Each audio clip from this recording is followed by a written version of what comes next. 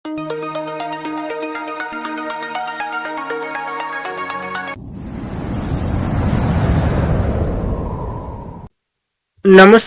ગુજરાતના અધિકારી મિત્રો, આજે આપણે 11 ડિસેમ્બર 2025નું મોસ્ટ ઇમ્પોર્ટન્ટ કરંટ અફેર સાથે સાથે જીકે અને જીએસ વિશે ચર્ચા કરવાના છે. તો ખાસ કરીને ચેનલ ઉપર નવા હોય તો ચેનલને સબસ્ક્રાઇબ કરી લેવી, વિડીયો પસંદ આવે લાઈક કરવો અને તમારા મિત્રો સુધી અવશ્યથી શેર કરી દેવા. તો ચલીએ આજના ઇમ્પોર્ટન્ટ ક્લાસની આપણે શુભ શરૂઆત કરી દઈએ. તો આંતરરાષ્ટ્રીય ભ્રષ્ટાચાર વિરુદ્ધ દિવસ ક્યારે મનાવવામાં આવ્યો? તો 9 ડિસેમ્બરના રોજ આ દિવસ દર વર્ષે મનાવવામાં આવે છે. ભ્રષ્ટાચાર વિરુદ્ધનો દિવસ છે. તો આનાથી શું થાય? તો ભ્રષ્ટાચાર ઘટે ને એવું બધી હશે. તો આંતરરાષ્ટ્રીય ભ્રષ્ટાચાર વિરુદ્ધ દિવસ દર વર્ષે 9 ડિસેમ્બરે આયોજિત કરવામાં આવે છે. આ કાર્યક્રમ દ્વારા ભારતમાં વિશ્વભરના લોકોને ભ્રષ્ટાચારના જોખમો વિશે જાગૃતિ લાવવા અને જાહેર અને ખાનગી જીવનને પ્રમાણિક, પારદર્શિતા અને જવાબદારીને પ્રોત્સાહન આપે છે. એક અવસર છે. 2025નું અભિયાન યુવાની અખંડિતતાનું રક્ષણ તરીકે ભૂમિકાને ધ્યાન કેન્દ્રિત કરે છે. તો ખાસ થીમ ગણો અથવા કેના ઉપર કાર્ય કરે છે એ બધી એક જ થાય. તો ખાસ આ યાદ રાખવું એક સ્લોગન પર ભ્રષ્ટાચાર વિરુદ્ધ. ત્યારબાદ ડિસેમ્બરના દિવસો જોઈ લઈએ. 1 ડિસેમ્બરે વિશ્વ એઇડ દિવસ અને બીએસએફનો સ્થાપના દિવસ. 61મો સ્થાપના દિવસ છે બીએસએફનો. 1 ડિસેમ્બરે નાગાલેન્ડનો સ્થાપના દિવસ હોય, જેને આપણે હોર્નબિલ ફેસ્ટિવલ તરીકે ઉજવી રહ્યા છીએ. 24મી આવૃત્તિ છે. 2 ડિસેમ્બર રાષ્ટ્રીય પ્રદૂષણ નિયંત્રણ દિવસ, ગુલાબી નાબૂદી માટેનો આંતરરાષ્ટ્રીય દિવસ અને વિશ્વ કમ્પ્યુટર સાક્ષરતા દિવસ. 3 ડિસેમ્બર આંતરરાષ્ટ્રીય વિકલાંગનો દિવસ. 4 ડિસેમ્બર ભારતીય નૌકાદળનો દિવસ, આંતરરાષ્ટ્રીય સીતાનો દિવસ અને આંતરરાષ્ટ્રીય બેંક દિવસ. 5 ડિસેમ્બર વિશ્વ માટી દિવસ અને આંતરરાષ્ટ્રીય સ્વયંસેવક દિવસ. 7 ડિસેમ્બર રાષ્ટ્રીય શસ્ત્ર ધ્વજનો દિવસ. 8 ડિસેમ્બર આંતરરાષ્ટ્રીય નાગરિક ઉડ્ડયન દિવસ. 9 ડિસેમ્બર આંતરરાષ્ટ્રીય ભ્રષ્ટાચાર વિરુદ્ધ દિવસ. તો આ ઇમ્પોર્ટન્ટ દિવસો યાદ રાખવા ડિસેમ્બરના. ત્યારબાદ તાજેતરમાં જ નવા G20 સંગઠનમાં કોને સામેલ કરવામાં આવ્યું છે? તો અમેરિકાએ આમંત્રણ આપ્યું છે. કોને? તો પોલેન્ડને આમંત્રણ આપ્યું છે. જોઈ લઈએ પોલેન્ડ સામેલ થવાનું છે. તો 2025માં G20ની બેઠક તાજેતરમાં જ દક્ષિણ આફ્રિકાના જોહન્સબર્ગમાં થઈ હતી. આ 2025ની છે, જેમાં અમેરિકાએ ભાગ ન લીધો હતો. શા કારણે? તો કે કારણ આપ્યું હતું દક્ષિણ આફ્રિકા જે સરકાર શ્વેત લઘુમતી જે ખેડૂતો છે એના ઉપર ભેદભાવ કરે છે, એના ઉપર હિંસા કરે છે, એના ભયાનક આ અધિકારોનું ઉલ્લંઘન કરે છે. એવા બધી કારણોથી અમેરિકા નહોતું જોડાયું. અને હવે આ 2026નું જે યુએસ એટલે કે અમેરિકાના મિયામીમાં ભરાવાનું છે G20 સમિટ. એમાં તો કે સાઉથ દક્ષિણ આફ્રિકાને તો ના પાડી કે એને ભાગ લેવા નહીં દઈએ. એના બદલામાં તો કે પોલેન્ડને એડ કર્યું છે. તો આ બંને પેજો યાદ રાખવા.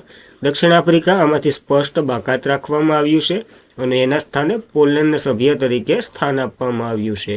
તો ખાસ ઇમ્પોર્ટન્ટ ધરી રહ્યું છે આ એક G20નું માળખું. G20ની વાત કરી લઈએ. એક બેઠક એટલે કે પહેલી બેઠક 2008માં વોશિંગ્ટન ડીસીમાં, ત્યારે અમેરિકામાં જ ભરાણી હતી.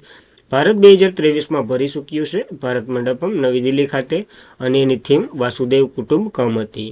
2025ની G20 સમિટ સાઉથ આફ્રિકામાં, એની થીમ એકતા, સમાનતા અને ટકાઉપણું હતું. તો ખાસ આ બેઠકો યાદ રાખવી. કેની? તો G20ની. ત્યારબાદ ભારતનું કયું શહેર સતત ત્રીજી વખત સ્કોશ વર્લ્ડ કપ 2025નું આયોજન કરવાનું છે? તો ચેન્નાઈ આયોજન કરવાનું છે. ચેન્નાઈમાં 9થી 13 ડિસેમ્બર સુધી આ ગેમ હાલવાની છે. જોઈ લઈએ કેટલી વાર? ત્રીજી વખત છે. અને સ્કોશ એટલે હું તમને ખબર હોય, એક ખેલાડી અહીં ઊભો હોય, એક ખેલાડી અહીં ઊભો હોય. ઓલું જારી વાળું કહેવાય ને, જે બેડમિન્ટનમાં આવે એ ટાઈપનું હોય. અહીંથી બોલ મારે, ત્યાંથી પાછો આને ઝીલવાનો હોય એટલે હેઠો ન પડવા દેવાનું હોય. એવી રીતના ફટાફટી હાલતી હોય. તો આ સ્કોશની ગેમ છે, જેના વિશે પણ થોડીક માહિતી બેઝિક ખબર હોવી જોઈએ. તો ભારત સતત ત્રીજી વખત સ્કોશ વર્લ્ડ કપનું આયોજન કરશે. આ ટુર્નામેન્ટ આવતીકાલના મહિનાની 14 તારીખ સુધી ચાલશે, એટલે કાલથી 14 સુધી હાલવાની છે. ચેન્નાઈના જે સ્ટેડિયમમાં યોજાવાની છે. 12 દેશો આમાં ભાગ લેવાના છે. યજમાન ભારત છે. ડિફેન્સ ચેમ્પિયન ઇજિપ્ત છે, એટલે કે ઇજિપ્ત 2023નું ચેમ્પિયન છે, એ પછી ભાગ લેવાનું. રનરઅપ રહ્યું હતું મલેશિયા, એ પણ ભાગ લેવાનું છે. ટીમોમાં તો કે 2 પુરુષ અને 2 ખેલાડી હશે વગેરે. પાછું આયોજન થઈ જાય પછી જ્યારે રિઝલ્ટ આવ્યું છે ત્યારે પાછું જોઉં. છેલ્લી આવૃત્તિ આ 100થી આવૃત્તિ છે, જે ચેન્નાઈ ભારતમાં યોજાઈ રહી છે. 2023માં ઇજિપ્તે મલેશિયાને હરાવી આ ટાઇટલ જીત્યું હતું. ભારતે ત્રીજું સ્થાન મેળવ્યું હતું 2023માં. પ્રથમ સ્કોશ વર્લ્ડ કપની વાત કરીએ 1996માં મલેશિયામાં યોજાયું હતું. ઓસ્ટ્રેલિયા જીત્યું હતું. જ્યારે રનરઅપ ઇજિપ્ત રહ્યું હતું અને ઇજિપ્ત 2 વખતનું ટાઇટલનો ઇતિહાસ જીતી અને સૌથી સફળ ટીમ છે. તો ખાસ આવા ફેક્ટો યાદ રાખવા, કારણ કે પૂછાઈ શકે. વિશ્વાસ કોષની વાત કરીએ, જેના દ્વારા જ આનું આયોજન કરવામાં આવે છે. 5 જાન્યુઆરી 1967માં એની રચના થઈ હતી. મુખ્ય મથક હેલ્સિંક ઇંગ્લેન્ડ ખાતે છે અને પ્રમુખ જેના ઉલન્ડિન્સ છે, જે ઇંગ્લેન્ડના છે. તો ખાસ આ બેઝિક માહિતી આ બોડી વિશે યાદ રાખવી, જેના દ્વારા જ આ યોજાવાનું છે ચેન્નાઈમાં. ત્યારબાદ ભારતીય સેના દ્વારા પૂર્વીય થિયેટરમાં ઉદ્ઘાટન કરવામાં આવેલું પ્રથમ કમ્યુનિટી રેડિયો સ્ટેશનનું નામ શું રાખ્યું છે? તો રેડિયો દિરાંગ રાખ્યું છે. અને આ દિબાંગ ને દિરાંગ ને વગેરે આપણે ખબર જ છે, બ્રહ્મપુત્રની સહાયક છે અને આ અરુણાચલ પ્રદેશમાં સ્થાપવામાં આવ્યું છે. ભારતીય સેનાએ સરહદીય વિસ્તારના સંદેશા વ્યવહારમાં વધારાના હેતુથી પૂર્વીય થિયેટરમાં પ્રથમ કમ્યુનિકેશન રેડિયો સેન્ટર તરીકે રેડિયો દિહાંગ 88.4 FM જે અપની મિટ્ટી અપના કહાની એનું ઉદ્ઘાટન કર્યું છે. તો ખાસ ઇમ્પોર્ટન્ટ બની રહ્યું છે. આ સ્ટેશન સ્થાપના ગજરાજ કોમ્પ્લેક્સ મહત્વનો ફાળો હતો એનો, અને અરુણાચલ પ્રદેશ સમુદાયને જોડવા, સામાજિક, આર્થિક અને વિકાસ પ્રત્યે સેનાના પ્રતિબંધ આ કરે છે. તો ખાસ પેલું છે, એટલા માટે યાદ રાખવું ઉત્તર પૂર્વનું. અરુણાચલ પ્રદેશની વાત કરી લઈએ, કેપિટલ ઈટાનગર છે, સીએમ પેરેમા ખાંડુ છે અને ગવર્નર કેવલિયા ત્રિકમ પિનારાઈ વિજયન છે.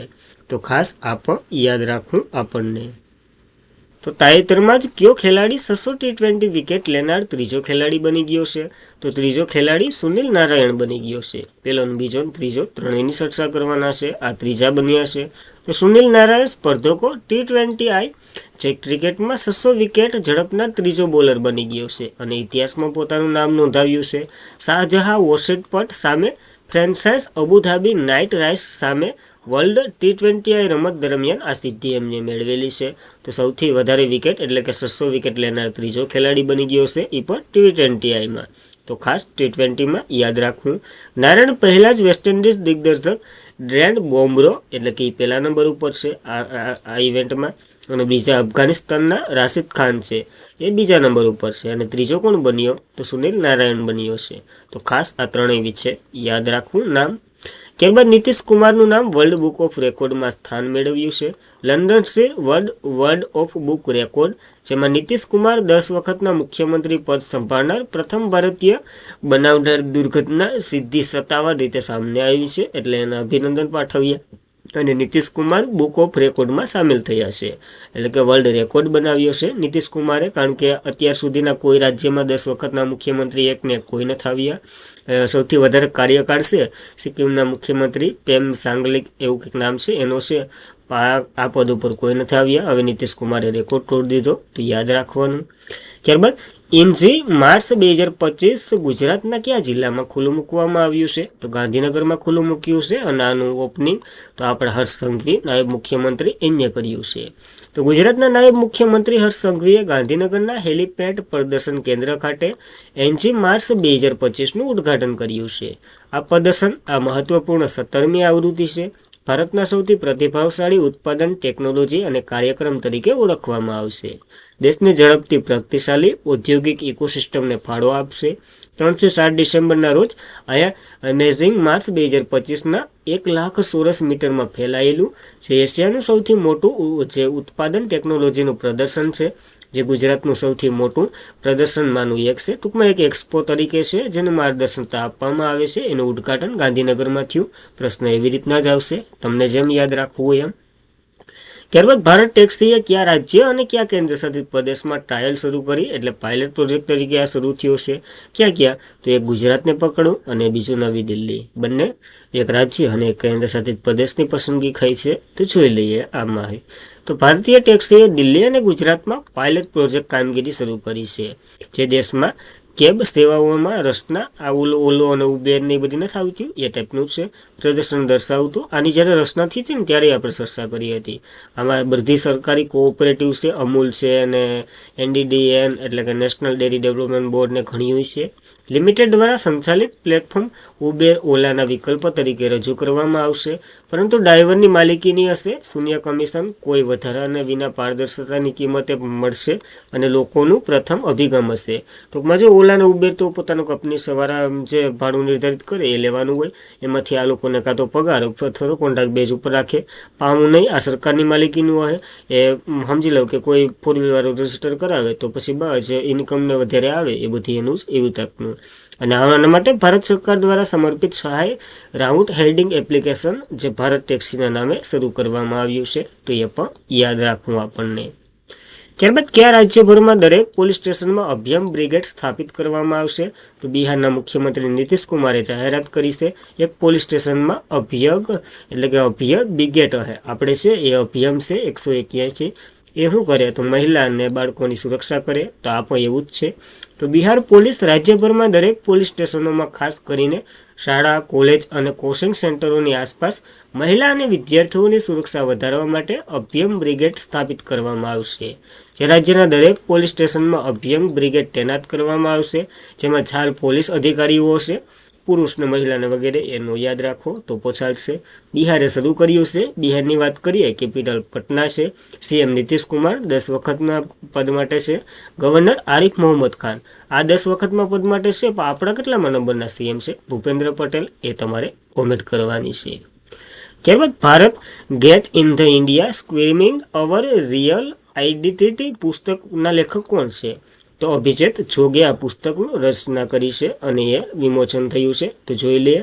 Indira Gandhi national station for arts Navi Delhi ખાતે અભિજીત જોગ દ્વારા લખાયેલ પુસ્તક Bharat gate in the India squirming our જે રિયલ આઈડેન્ટિટીનું વિમોચન થયું છે. આ પુસ્તક ભારત રાષ્ટ્રવ્યાપીની શોધ અને આધુનિક રાષ્ટ્રના રાજ્ય તરફ એક પહેલ જે પ્રાચીન સાંસ્કૃતિક વારસોને વગેરેમાં ઉલ્લેખ છે, જેનો યાદ રહે તો પસાલશે. પુસ્તકનું નામ અને લેખક 2 ઘણું છે આપણા માટે. ત્યારબાદ અમદાવાદના બર્ડી ફિડિયન સાથે ભુલેરા 3જું IGPL ટાઇટલ જીત્યું છે. તો ભારતીય ગોલ્ફર છે ગગનજીત ભુલેરા, જેને હમણાં જ ઇન્ડિયન ગોલ્ફ પ્રીમિયમ લીગનો ખિતાબ જીત્યો અને આ એમનું 3જું ટાઇટલ છે અને આ 3જું ટાઇટલ જીતનાર પ્રથમ ભારતીય બન્યા છે. તો ખાસ આ ગેમ અને નામ બંને યાદ રાખવું. ગોલ્ફના ખેલાડી છે તો એ પણ યાદ રાખવું.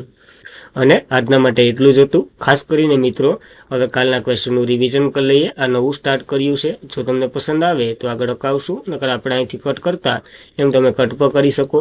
તે પહેલાં ખાસ કરીને ચેનલ ઉપર નવા હોય, વિડીયો તમને પસંદ આવતો હોય તો લાઇક, શેર અને સબસ્ક્રાઈબ અવશ્યથી કરી લેજો. PDF સ્ટડી મટીરિયલ માટે ટેલિગ્રામમાં જોઈન્ટ થઈ જાઓ. તો હવે કાલના ક્વેશ્ચનનું આપણે ફાસ્ટ રિવિઝન કરી લઈએ.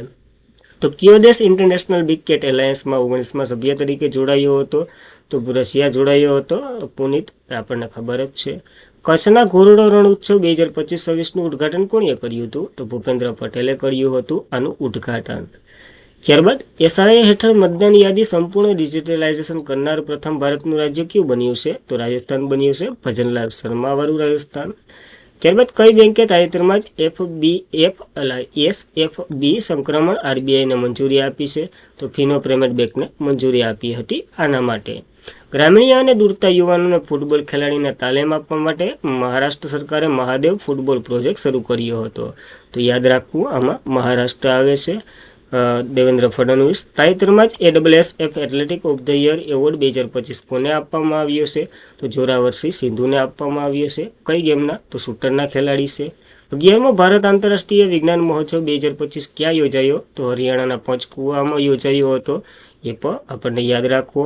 પ્રેસિડેન્ટ AI બ્રાન્ડ એમ્બેસેડર તરીકે કોને બનાવ્યા છે? તો લિયોનેલ મેસીને, રોનાલ્ડોને બનાવ્યા છે. ક્રિસ્ટિયાનો રોનાલ્ડો જે ફૂટબોલના ખેલાડી છે. તાજેતરમાં જ કઈ અભિનેત્રીને પેટા India 2025 personal of the year તરીકે જાહેર કરવામાં આવ્યા છે? રવિના ટંડન છે. ગોવિંદાના કંઈક થાય છે? કોમેન્ટ કરી દો. અને આજના માટે એટલું જ હતું. ખાસ કરીને તે આગળ કીધું હોય એ બધી અહીંયા ફોલો કરી લેવાનું. ખાસ ટેલિગ્રામમાં જોઈન્ટ થઈ જવાનું. કોઈ નવી અપડેટ હોય વગેરે હોય તો એમાં આવતી રહે તો ટેલિગ્રામમાં જોઈન્ટ થઈ જવાનું. જીજુ ઓફિસર ટેલિગ્રામ ચેનલનું નામ છે આ જ છે. નીચે ડિસ્ક્રિપ્શનના લિંક પણ મળી જશે. તો બસ આજના માટે એટલું જ હતું. જય હિન્દ, જય ભારત.